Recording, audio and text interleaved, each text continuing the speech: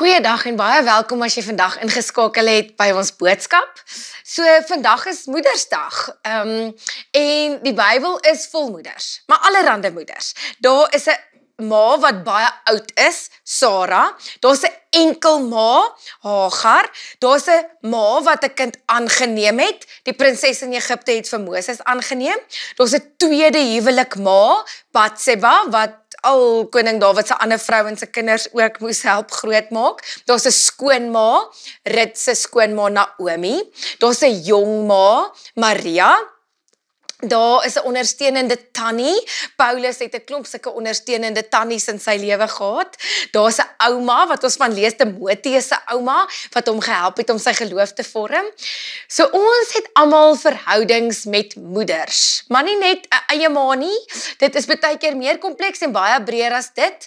Allerhande moederfigure in ons lewens. En vandag wil ek sê dankie vir alle moeders wat nie net hulle eie kinders grootmaak nie, maar ook somme allerhande kinders om hulle grootmaak en vriendinne wat mekaar ondersteun en so ja, dankie ma's wat elke oggend opstaan, weer hulle gesiggies opsit en weer die dag vat. So vandag wil ek ook so bietjie binne in daai tema bly en die tema van vandag se boodskap is generasie bagasie. So, in ons vroue Bybelstudiegroep hierdie kwartaal het ons gewerk met vroue van die Bybel. En toe het nou 'n baie interessante tema dit self voorgedoen. So, net so vinnig kon ek die volgende uitwys. Die besluite wat jy nou vandag neem, beïnvloed jou nageslagte. So, kom ons begin by Eva. Sy doen nie die wil van die Here nie. Wat is die gevolg van haar dade? Sonde kom in die wêreld, haar een seun vermoor haar ander seun. Sara kry die belofte, jy gaan kinders van jou eie hê. Dit vat ook jare en jare vir hierdie belofte om tot uiting te kom. En sy twyfel en sy begin wonder in die belofte wat die Here haar gee en sy gee haar slaaf vir Abraham en hulle kry 'n kind, sy naam is Ismael en omdat sy in die Here se belofte getwyfel het, is hy die voorsaat en die voorganger van die moslim geloof. In Numeri lees ons op 'n positiewe noot van 5 dogters, die 5 dogters van Selofgad. Hulle het nie 'n broer gehad nie en die wet was dat alle land moet en grondgebied gaan aan die seuns. En hulle het net vir Moses gaan sê, maar hoorie, my pa het nie 'n seun gehad nie. Ons is 5 dogters. Asseblief kan ons pa se grond kry. En omdat hulle die moed gehad het om dit te doen, het die Here vir Moses gesê, ja, maar verander die wet. As 'n man nie 'n seun het nie, mag die dogters die grond erf. Nog 'n storie van 'n mooi manier, iemand wat Rut, sy het gesê, maar skoonma, ek sal agter ma aangaan en sy was 'n vreemde vrou in 'n vreemde land met geen vooruitsigte nie en omdat sy getrou was aan haar skoonma en daardie lewe gekies het, die Here haar geseën en Obed was haar kind en dit was die oupa van Dawid en sy is in die geslagsregister van Jesus opgeteken. So ja, wie jy is gevorm deur waar jy vandaan kom en daar is jou gesin van oorsprong, die kultuur waarin jy groot word, die gebeurtenisse, goed wat met jou gebeur het. Dit maak vaste patrone in ons lewens wat ons baie keer net eenvoudig sukkel om te breek. Ons het gevoelens wat ons sukkel om te skud. Ons sukkel om verby sekere traumas van die verlede te leef en dan sukkel ons om te groei. Ons raak verstrengel in die verlede en ons kan nie geestelik volwasse raak nie. En die sleutel van hierdie ding is, to go forward, we need to go backward. So in wiskunde is dieselfde beginsel. As jy 'n verkeerde som gedoen het, moet jy teruggaan na die plek waar jy die fout begaan het en weer van daar af aanwerk. So jy moet eers teruggaan voordat jy weer kan vorentoe gaan. En daarom sal ons moet kyk na die generasies waarvan ons self deel is. So 2 of 3 generasies wat ons onsself binne bevind. En jy sou kon weghardloop van jou generasie en net sê, ek wil met daai mense niks te doen hê nie. En jy kan 'n oor begin gaan soek en jy kan na 'n ander plek toe trek, maar in daai ander plek gaan jy nog steeds nie van jouself af kan weghardloop en die patrone en die gedagtes wat daardie traumas van jou generasies in jou gesit het nie. En ons sal moet besluit om dan vir die volgende generasies seën oor te dra en nie ook generasie bagasie nie. Nou wil ek vir julle lees Genesis 12 vers 1 tot 3. Die Here het vir Abraham gesê, trek uit jou land uit, weg van jou mense en jou familie af, na die land toe wat ek vir jou sal aanwys. Ek sal jou 'n groot nasie maak, ek sal jou seën en jou 'n man van groot betekenis maak en jy moet tot seën wees. Ek sal seën wie jou seën en hom vervloek wat jou vervloek. In jou sal al die volke van die aarde geseën wees. So is die begin van ons storie. Die begin van Israel se storie wat toe in Jesus verder gegaan het en nou ook in ons wat die kerk van Jesus Christus is. So hierdie is ons storie. Wat van Abraham waar is ook van ons waar. Ons word ook geroep om 'n seën te wees vir ons volgende generasies. En hierdie seën is die Hebreëse woord Baruch. Nou, hierdie seën voorspel nie dat jy nooit gaan siek word nie, nie dat jy gaan ryk wees nie, nie dat jy geen moeilikheid gaan hê nie. Inteendeel, Abraham het rondgetrek. Abraham het vir jare met onvrugbaarheid gesukkel. Abraham het honger gehad. Abraham het baie getwyfel. Abraham het stryd geken. So die Baruch beteken nie dat ons nie moeilikheid gaan hê nie. Die Baruch, die seën, sê die Here, juis in die hoogtepunte en die laagtepunte van julle lewe en julle storie gaan ek daar wees en ek sal voorsien en ek sal jou seën en ek sal jou lief hê en ek gaan jou omarm en ek gaan jou raad wees en jou leidsman wees en dit was hy ook vir Abraham gewees. So as ons dan die storie van Abraham kyk en jy kan dit in Genesis gaan lees, is daar 4 generasies wat elke keer so spesifiek die seën aangee, die Baruch aangee. So in Genesis 26 word die seën aangegee aan Isak. Dan in Genesis 27 word die seën van Isak na Esau, maar ons weet ons nou Jakob, die jonger boetie, steel toe Esau se seën, maar hy kry dit toe ook. In Genesis 28 lees ons van die seën wat dan nou oorgaan van Isak na Jakob. En dan, so ten spyte van al hierdie familiedrama, gee die Here die seën aan wat hy beloof het van die een generasie na die ander generasie.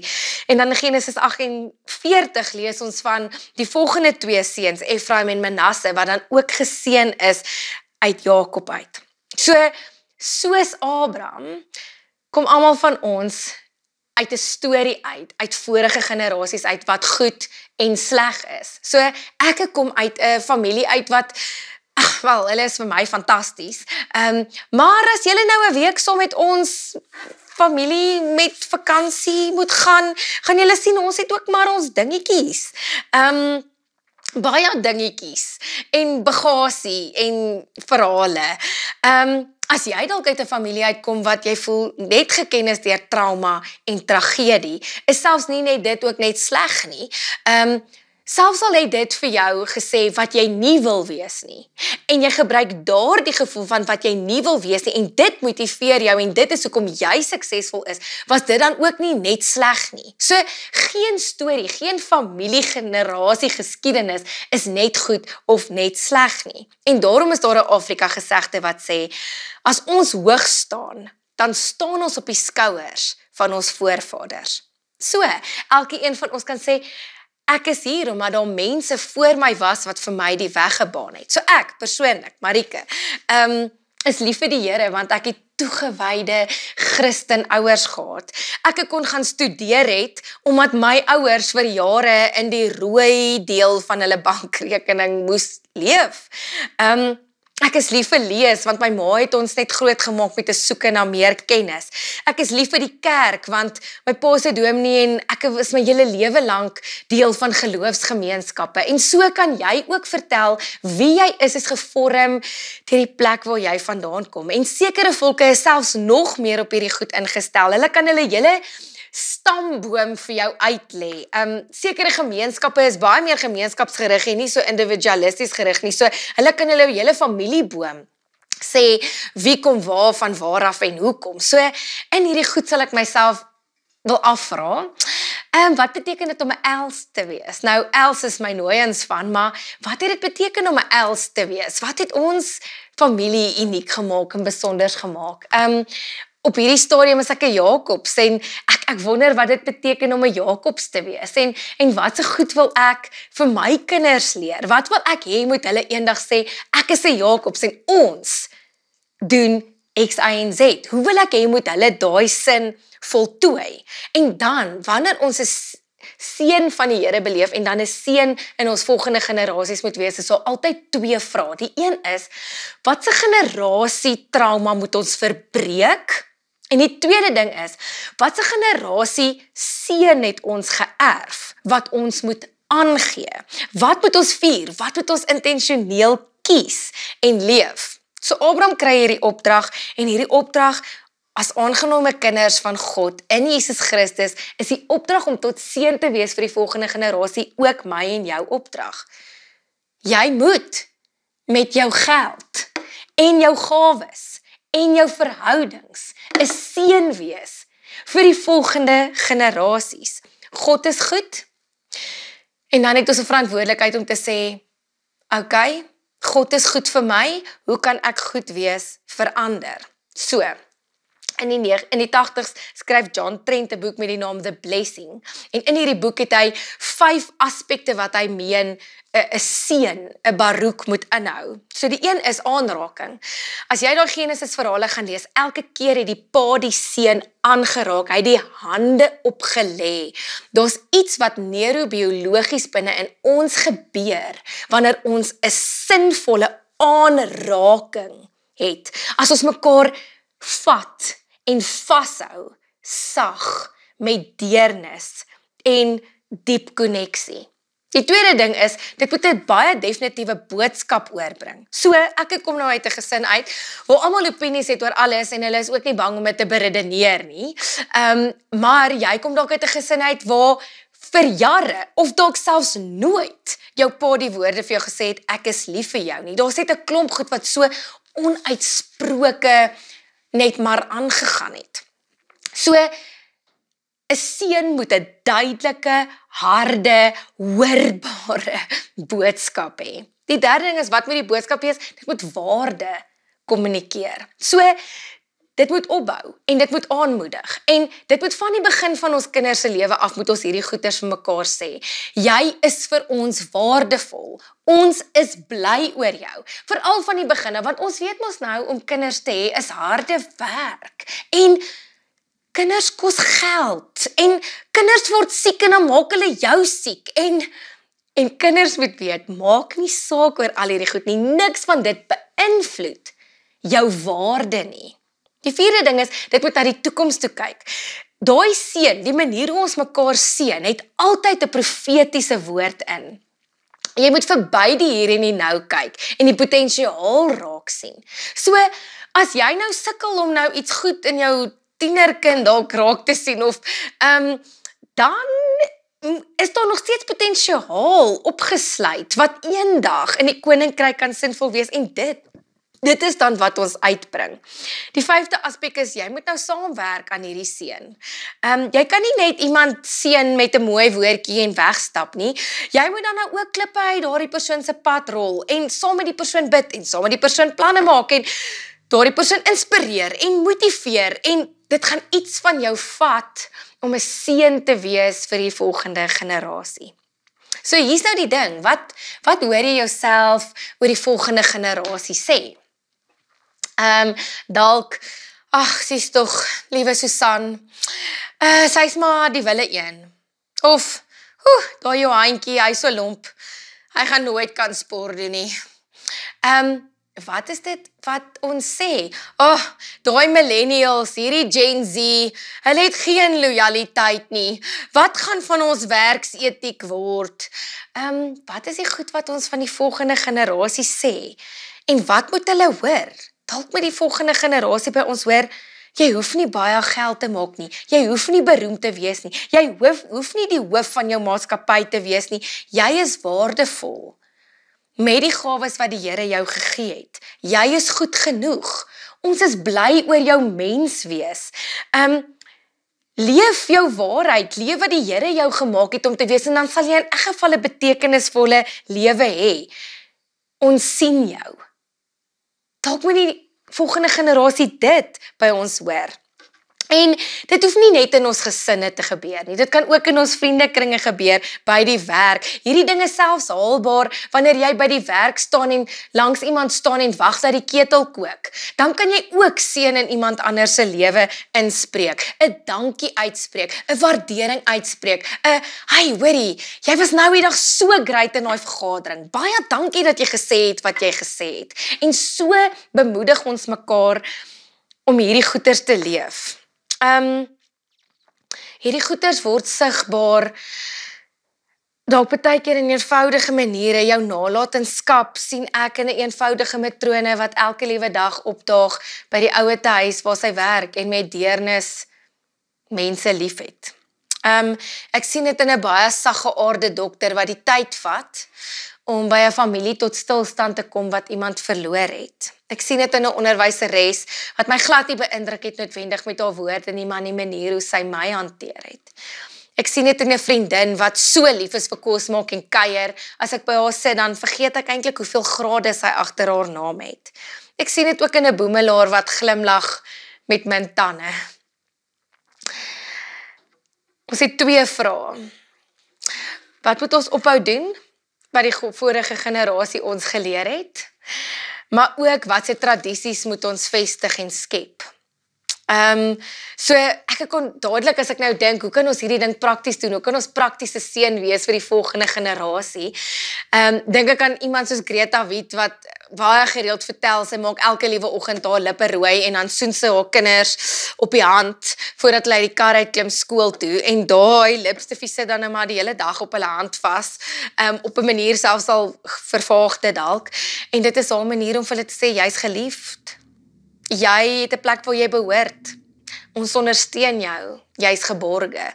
Ek dink aan 'n storie wat ek nou die dag hoor van 'n man wat voordat sy kleuterskoolkinders uit die kar uitklim, sê hy vir hulle, wat is die betekenis van hulle naam? So dit gaan so, Gideon, wat beteken jou naam? Dan sê die 4-jarige, braaf papa, en dan sê hy, gaan wees braaf my liefie, en so gaan daardie kind sy dag in. Hy weet sy pa glo in hom, hy weet hy mag braaf wees, want sy pa staan agter hom. Ons moet dalk dit begin doen. Ons moet dalk weer begin glo in mekaar. Ons kan hoor sien en verder gaan en dieper leef, omdat 'n generasie voor ons die weg vir ons gebaan het, en ons dit dan ook nou doen vir die volgende generasie. Vir ons om dit te wees, moet ons breek met ons eie trauma en intentioneel seën kies vir die volgende generasie. Kom ons bid saam. Liewe Here, baie dankie dat ons vandag moeders kan vier. Liewe Here, maar dankie dat ons ook eer kan gee aan ons ouers, paas en maas. Dankie vir dit wat hulle vir ons gedoen het. Liewe Here, ons weet ook hulle was nie perfek gewees nie, maar U is die perfekte Vader. En U bring genesing ook, sodat ons vir die volgende generasie tot seën kan wees. Dit is waartoe U ons roep, om nie die bagasie wat ons het van ons verlede ook in die volgende generasie in te dra nie. So kom wys ons Heilige Gees hoe ons kan breek met ons eie trauma, sodat ons sinvol in 'n volgende generasie kan inspreek. Amen. Mag jy tot seën wees, omdat die Here self jou seën. Amen.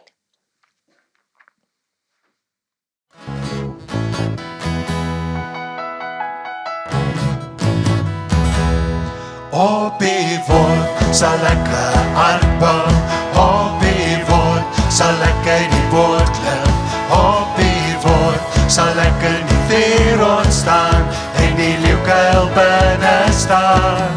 Op die woord sal ek 'n armband, op die woord sal ek in die woord klim, ontstaan en die leeukuil binne staan op die woord.